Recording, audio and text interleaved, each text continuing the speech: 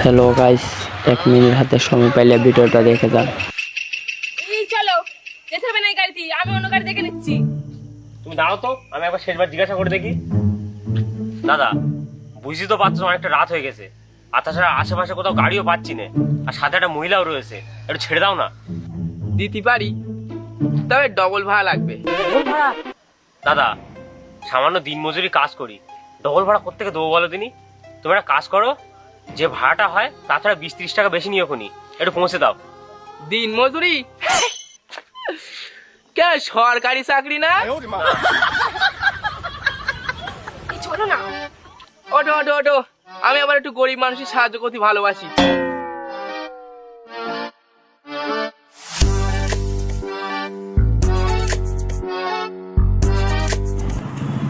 তো এত রাত্রি হয়ে গেল দাদা, কোথায় গেছিলেন?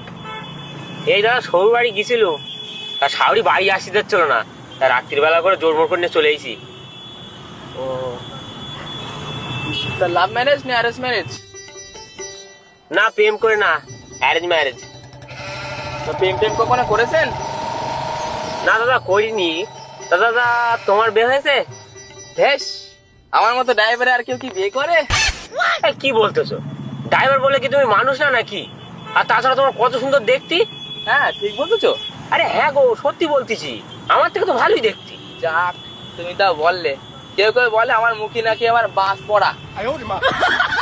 তা বলছি দাদা, তোমার কোনো প্রেম টেম রে? প্রেম? আমার একটা প্রেম ছিল দাদা, সে অনেক দিনকার কথা। তা আমার প্রেমিকা আমারে বলেছিল আমি নাকি ড্রাইভার, আমার জাত খারাপ, আমার মুখে শুধু খিস্তি। তা দাদা একটা কথা বলেন, আমি এই গাড়ির লাইনে কাজ করতেছি, তা আমার মুখে 2-3টে খিস্তি থাকবে না? আরে দাদা, হবেই তো। আসলে দাদা, ওইসব মেয়ে ছেলের না মাথায় বুদ্ধি শুদ্ধি কিছু নেই। তোমার মতো সোনারে ফেল রেখে দে, কয়লার পিছনে পিছনে ছুটি বেড়াবে। তা দাদা, ওই মেয়ে ছেলেটার বিয়ে হয়ে গে? হ্যাঁ, ওর বিয়ে হয়ে গেছে, এই কদিন আগে শুনলুম। ও নাকি একটা তোমার মতো দিনমজুরি ছেলের সাথে বিয়ে করেছে, ঠিক করে খেতেও দেয় না। একটা ঠিক হয়েছে, ওইরকম মেয়ে ছেলেদের সাথে ওইরকমটাই হওয়া উচিত ছিল। শালা আমার সামনে আসলি না, ঠুক এরকম করে মুখে থুতু ফেল দিত। আসলে দাদা, ওইসব মেয়ে ছেলেগুলো না হলো সমাজের বুকি পাপ, সমাজের কলঙ্ক। শালা যার কপালই জড়বে, তার কপালটা পুরো ফেলা ফেলা করে দেবে। যাই হোক দাদা, ওইসব কথা বাদ দাও, ওইসব বাদ দাও, আমার এখন ভালো লাগতেছে না। ওইসব আমার মাথায় আসলে এখন আমার গাড়ি চালানোর হবে না। তা তা তুমি ক টাকার রোজে কাজ করো বলো দিনি? আমি দাদা ওই গাড়ি ভাড়া বাদ দিয়ে 400-450 টাকা মতো ইনকাম করে ফেলি মাত্র। আমি এই গাড়ি চালকে পার ডে 1500 থেকে 2000 টাকা ইনকাম করি। 2000 টাকা পার ডে মানে এক মাসে পুরো 60,000 টাকা হচ্ছে। আর ওই মেয়েটা আমার ছেড়ে চলে গেছিল, আবার বলে গেছিল তোর মতো ড্রাইভারের সাথে আমি বিয়ে করতে পারবো না, তোর এই গাড়ি চালকে কোনো ভবিষ্যৎ নেই, তুই তো এই কটা টাকা ইনকাম করিস, আমি একটা সরকারি আলা ছেলের দেখে বিয়ে করবো, আমার হেভি সুখী রাখবে। তা আমি দেখতে পাচ্ছি কিরকম সুখী রেখেছে। না না দাদা, ঠিকই হয়েছে। ওইসব মেয়ে ছেলেরা বিয়ে করুনি, তুমি বেঁচে গেছো। ওইসব মেয়ে ছেলেরা না সংসার করার মতো না। ওইসব মেয়ে ছেলেদের কাজ হলো 3-4টে ছেলে পটিয়ে রাখবে আর তাদের চড়িয়ে চড়িয়েই বেড়াবে। এই তুমি চুপ করে, এই গাড়ি থেকে লেবে যাবো। আর চুপ করবো কেন?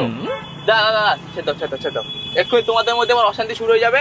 এমনিতে ও মেয়ে চলে গেছে, আমার কোনো যায় আসে না, কারণ এখন যার খবর লেগেছে সে বুঝুককে, আমি তো শুধু দেখে মজা নেবো। না না দাদা, অশান্তি আর হোক গে। ওইসব মেয়ে ছেলেদের বলবো না, কি ভালো মেয়েদের বলবো? সারা মেয়ে ছেলেটা যদি একবার আমি সামনে পেতুম না দাদা, তুমি একটা কাজ করবে, ওই মেয়ে ছেলেটা যেই দিন তোমার সামনে দেখতে পাবে, আমার একবার টুক করে ফোন করবে। তোমার হয়ে আমি যেটা ঠ্যাস করে চড় মেরে দেবো। চর মারবে?